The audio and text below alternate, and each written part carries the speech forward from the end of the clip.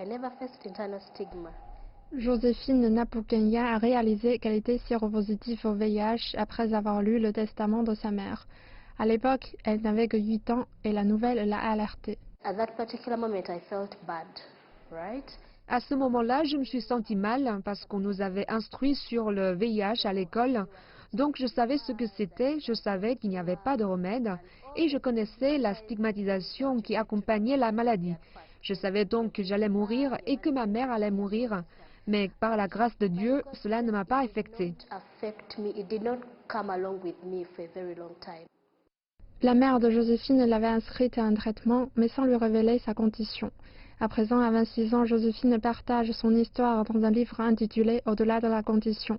Ce livre conseille aux jeunes de suivre des tests VIH et de commencer un traitement s'ils sont infectés. Ce que je veux dire est qu'il n'y aura pas de suppression de la maladie si vous ne suivez pas strictement votre traitement.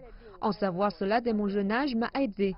Dès lors, chaque fois que j'entreprends un test de charge virale, je demeure toujours indétectable. Et c'est grâce à la stricte adhésion au traitement que j'ai suivi depuis le premier jour. Joséphine donne à présent des conférences sur le VIH à divers groupes de soutien.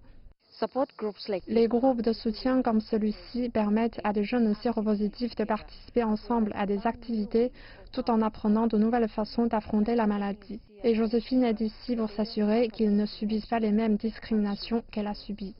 Les agences du SIDA en Ouganda mettent en garde que la discrimination peut causer une résistance aux médicaments, ce qui affecte la vie des personnes atteintes du VIH. Les gens ont en effet tendance à ne pas prendre leurs médicaments lorsqu'ils sont stigmatisés. Un rapport de 2018 de l'Institut ougandais de recherche virale a montré que 2 Sidéens sur 10 étaient résistants aux médicaments.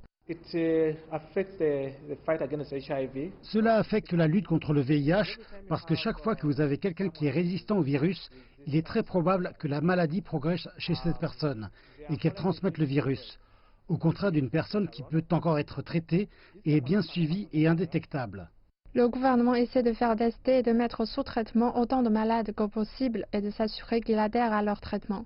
Donc Joséphine a affirmé qu'elle ne cesserait pas d'expliquer aux jeunes l'importance de rester sous traitement dans l'espoir qu'un jour le VIH soit complètement éradiqué d'Ouganda.